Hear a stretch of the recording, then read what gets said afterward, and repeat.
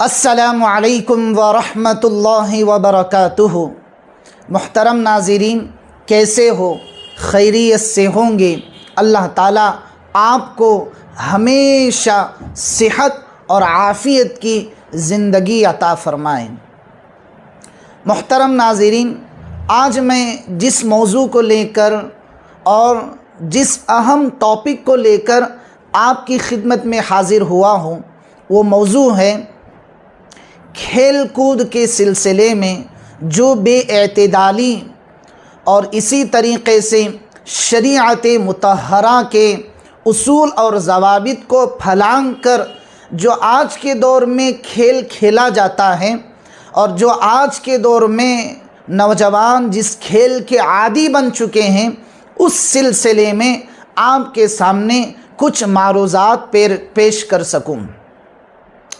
میری بات کچھ اس طریقے سے میں شروع کرنا مناسب سمجھتا ہوں۔ ہو رہی ہے عمر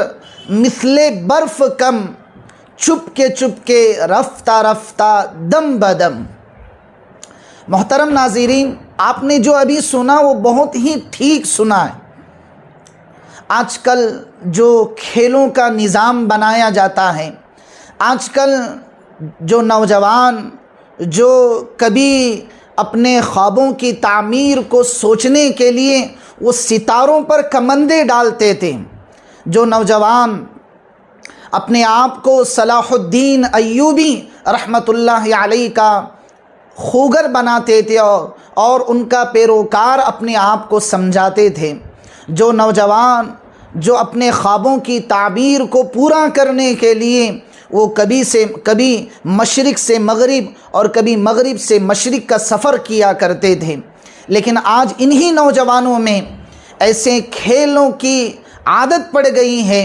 اور حقیقت میں یہ کھیل بھی نہیں ہے، یہ ایک نشے کی عادت ہے۔ لوگ سمجھتے ہیں نشہ سگریٹ کا ہوتا ہے، بہت اچھی بات ہے۔ لوگ سمجھتے ہیں نشہ جوئے کا نشہ ہوتا ہے، بہت اچھی سوچ ہے۔ لوگ سوچتے ہیں نشہ زنا کا نشہ ہوتا ہے، بہت اچھی سوچ ہے، لیکن یہ بھی تو سوچ ہے کہ انسان کو اور خصوصاً نوجوانوں کو ایسی عادتیں پڑ جائیں اور ان عمروں میں وہ عادتیں پڑ جائیں جن عمروں میں وہ کبھی کبھار اپنے خوابوں کی تعمیر کیا کرتے تھے۔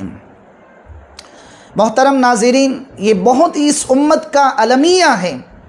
اس امت کا بہت بڑا المیہ ہے، اور خصوصاً نوجوانوں کا یہ بہت المیہ المیہ ہے کہ وہ اپنے آپ کو کھیل کے اتنے عادی بنا چکے ہیں اور کھیل سے اتنا لگاؤ اپنے آپ کو بنا رہے ہیں کہ وہ باقی کی زندگی کے جو عین مقاصد ہیں ان مقاصد سے اپنے آپ کو بالکل دور کیے ہوئے،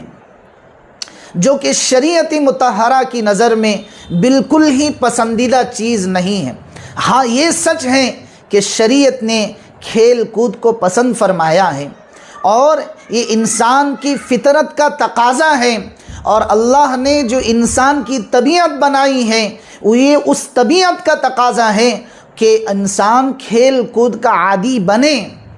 انسان کھیل اور تفریح کا عادی بنے، لیکن اس کا مطلب یہ نہیں ہے کہ وہ ہمیشہ اسی میں لگا رہے۔ اس کا مطلب یہ نہیں ہے کہ ہم جو ہیں کھیل کود کے چکر میں اپنے آپ کو جو ہے بالکل ہی اپنے عین مقصد سے بھول جائیں۔ محترم ناظرین، آج میں آپ کی خدمت میں وہ چیزیں رکھنے کی کوشش کر رہا ہوں جو چیزیں شریعت مطہرہ کی نظر میں جائز سمجھی جاتی ہیں۔ کھیل کے سلسلے میں جو افراط اور تفریط کا ماحول ہے، اس چیز کو ہم شریعت کی نظر میں حل کر کے ہم ایک اعتدال والے مزاج کو بنانے کی کوشش کریں۔ شریعت نے کبھی بھی کھیل کود کو منع نہیں کیا ہے۔ خود اللہ کے نبی صلی اللہ علیہ وسلم اپنے آپ کو تفریح کا خوگر بناتے تھے۔ اما عائشہ رضی اللہ عنہا خود فرماتی ہیں کہ اللہ کے نبی صلی اللہ علیہ وسلم میرے ساتھ دوڑ لگاتے تھے، میرے ساتھ ریسلنگ کرتے تھے، میرے ساتھ دوڑ میں آگے بڑھنے کی کوشش کرتے تھے۔ اما عائشہ رضی اللہ عنہا فرماتی ہیں کہ ایک مرتبہ جب میں پورے ہلکے بدن کی تھی تو اس وقت میں پہلے نمبر پر آ گئی دوڑ کے اندر، اور اللہ کے نبی صلی اللہ علیہ وسلم دوسرے نمبر پر آئے۔ جب میرا بدن بہت بھاری ہو گیا اور اللہ کے نبی صلی اللہ علیہ وسلم جب اس موقع پر ہلکے بدن کے تھے تو اس موقع پر اللہ کے نبی صلی اللہ علیہ وسلم پہلے نمبر پر آ گئے اور مجھے فرمایا ہذہ بتلک، یہ برابر سرابر کا اب معاملہ ہو گیا۔ تو معلوم ہوتا ہے اس پورے واقعے سے کہ اللہ کے نبی صلی اللہ علیہ وسلم کھیل کود کو، تفریح کو پسند فرماتے تھے۔ اس کا مطلب یہ ہے کہ شریعت کی نظر میں وہ کھیل جائز ہیں، شریعت مطہرہ کی نظر میں وہ کھیل جائز ہیں جو کھیل افراط اور تفریط کے شکار نہ ہو، بلکہ وہ ایک معتدل مزاج کے ساتھ اور ایک معتدل نظام کے ساتھ چلتے ہوں۔ لیکن محترم دوستوں،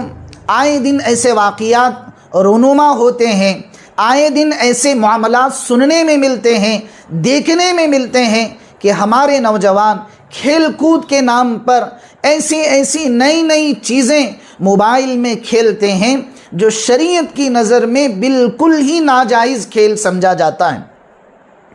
تو محترم دوستوں، آج آپ سمجھیں کہ وہ کون کون سے کھیل ہیں جو شریعت اسے جائز سمجھتی ہے جس کا کھیلنا،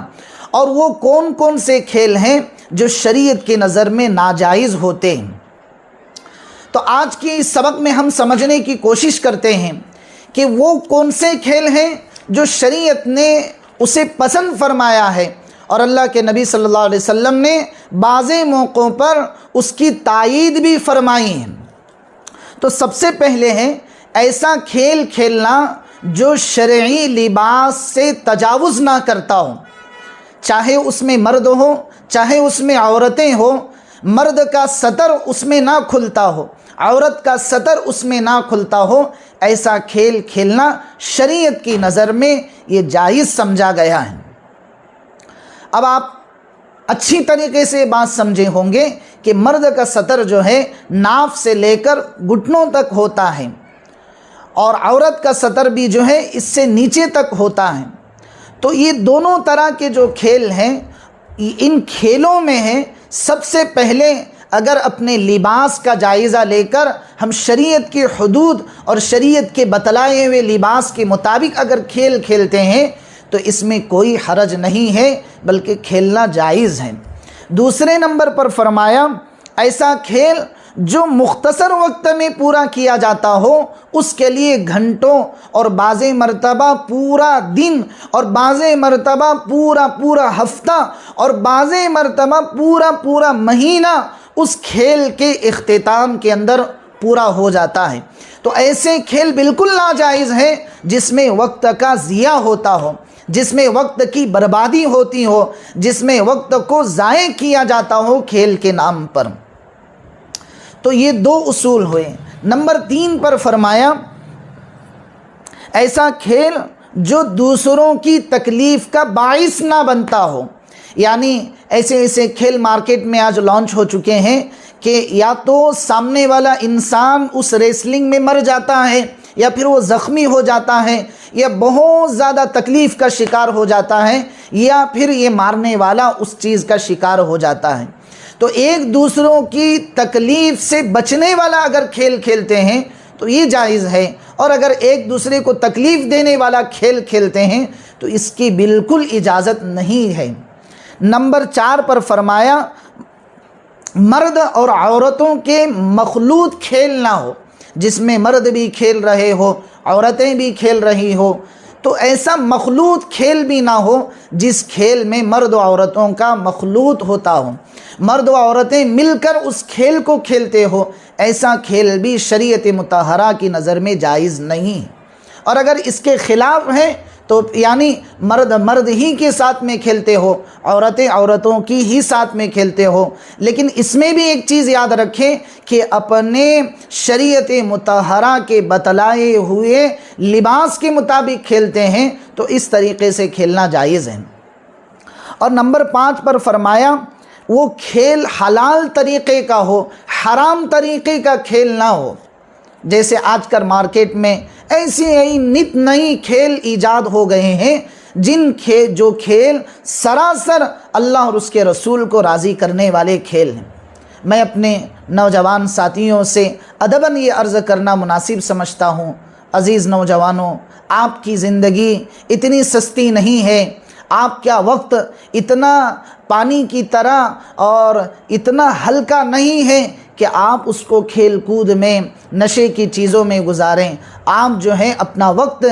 کھیل کود میں لگائیں، لیکن تھوڑا سا وقت لگا کر پھر اپنے اصل مقصد کی طرف اپنے دل اور دماغ کو بچھا کر رکھیں۔ تو یہ 5 طرح کے کھیل ہوئے۔ اور 6 نمبر پر ایسا کھیل کھیلنا جس میں جسم کی ورزش ہوتی ہو، جس میں اپنے جسم کو توانائی پہنچتی ہو، ایسا کھیل کھیلنا چاہیے، اور ایسا کھیل نہیں کھیلنا چاہیے جس میں جسم کو تکلیف پہنچتی ہو۔